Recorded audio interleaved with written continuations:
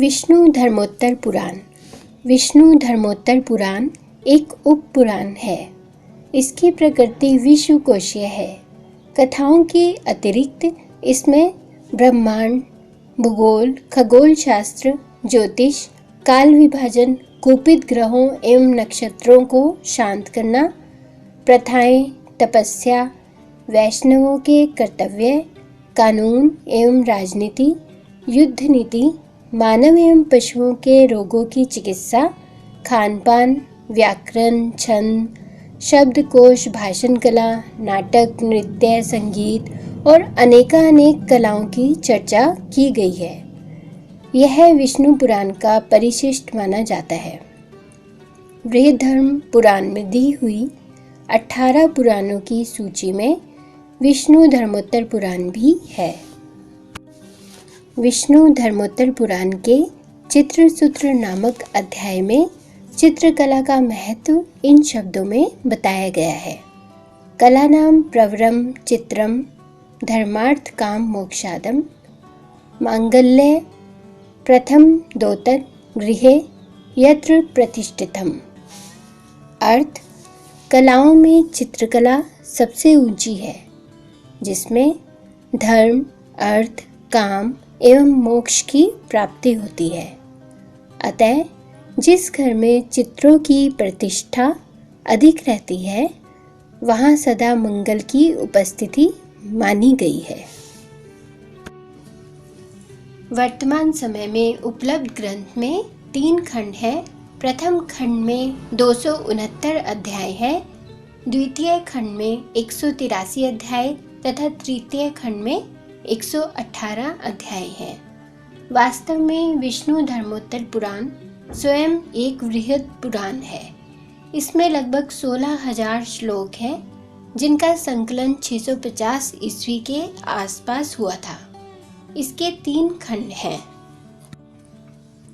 प्रथम खंड में 269 अध्याय हैं, जिनमें अन्य पुराणों के समान संसार की उत्पत्ति, भूगोल संबंधी वर्णन, ज्योतिष, राजाओं और ऋषियों की वंशावलियाँ और शंकर गीता, पुरुरवा उर्वशी की कथा, श्राद्ध, वृत्त, स्त्रोत आदि विषय हैं।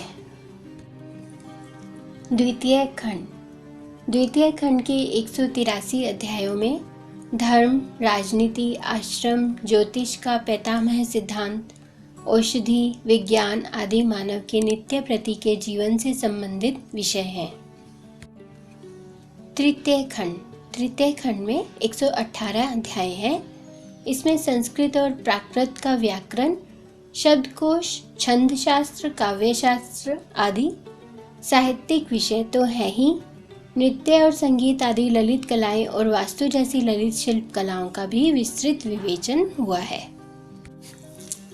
इतने विषयों का और इतने सूक्ष्म रूप से अन्य किसी पुराण में वर्णन नहीं हुआ है, और इसी दृष्टि से विष्णु धर्मोत्तर पुराण अन्य सभी महापुराणों और उप पुराणों में सबसे अधिक महत्वपूर्ण पुराण है। विशेषकर शिल्प शास्त्र के शास्त्रीय अध्ययन के लिए यह खंड अपूर्व है। ललित कलाओं से संबंधित जो भी सामग्री इसमें मिलती है, इससे पहले अन्यत्र कहीं भी उपलब्ध नहीं होती।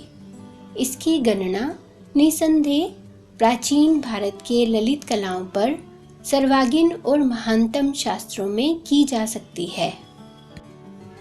वैसे विशेषतः यह चित्रसूत्र है, किंतु कुछ विषय जैसे मान प्रमाण, रूप और लक्षण, रस, भाव, स्थान और शैव वृद्धि जो कि त्यों मूर्ति कला के लिए भी लक्षित हैं।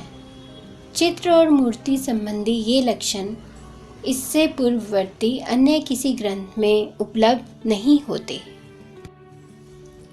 कलाओं का जो प्रयोग और अभ्यास भारत में हो रहा था, उसका सबसे पहले शास्त्रीकरण विष्णु धर्मोत्तर पुराण में ही 650 ईस्वी के आसपास हुआ। ललित कलाओं संबंधी विवेचन प्रारंभ करते हुए शास्त्राकार ने कलाओं में मूलभूत दर्शन की ओर संकेत किया। दोनों लोकों में सुख की प्राप्ति के लिए देवताओं की पूजा करनी चाहिए। संगीत और नृत्य कलाएं धर्म के उपयोग में आई और उनका रूप मूलतः धार्मिक बन गया। भारत में ललित कलाओं का विकास और परिपक्वीकरण धर्म की छाया में ही हुआ। भारत में धर्म कोई बाहरी आचरण नहीं है, धर्म जीवन का अभिन्न भाग है।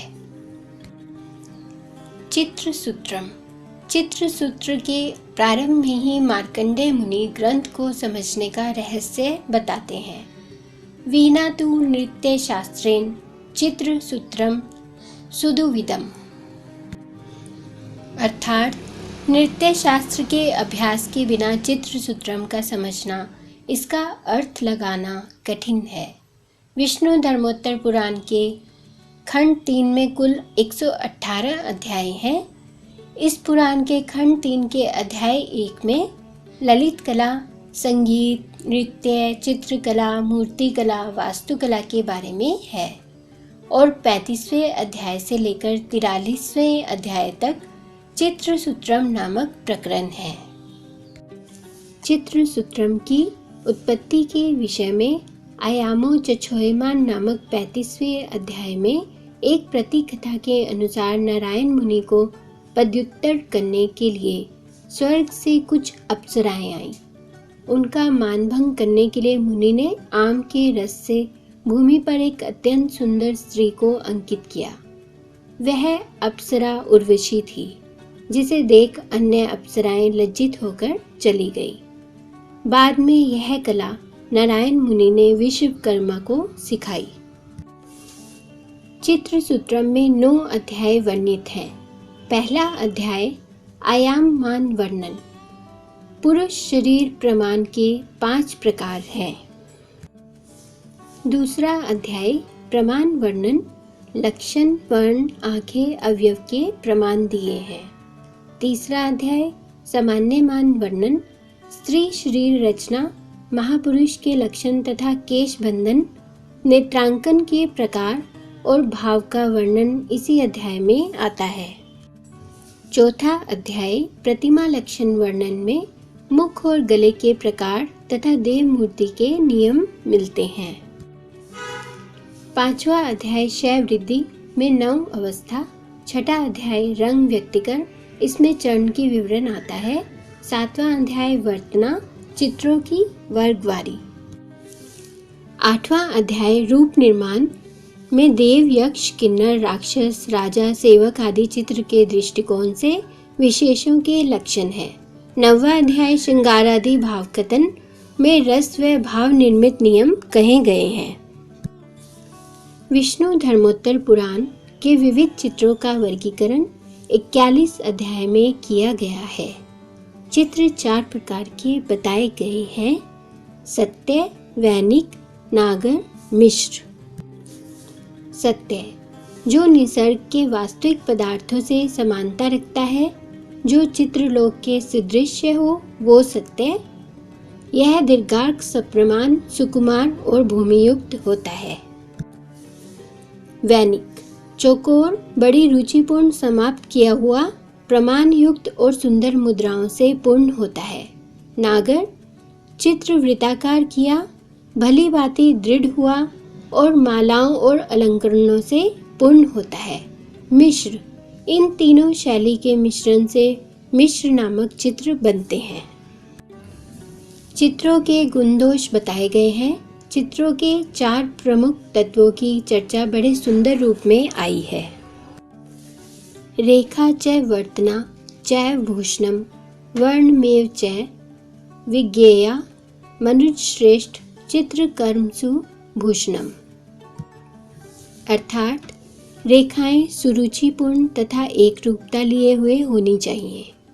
रंगों का उपयुक्त प्रयोग किया जाना चाहिए, जिससे प्रकाश और छाया तत्व स्पष्ट प्रदर्शित होता हो।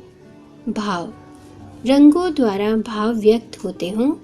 चित्र में लावण्य होना चाहिए।